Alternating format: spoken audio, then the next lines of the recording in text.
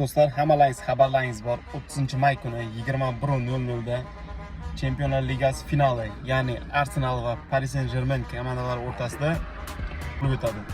Bilasizlarmi, lekin nimagadir internet tinchda, jimjit, jimgina mazza qilib sog'lom raqobatni tinchgina tomosha qilsa bo'lar ekan-ku.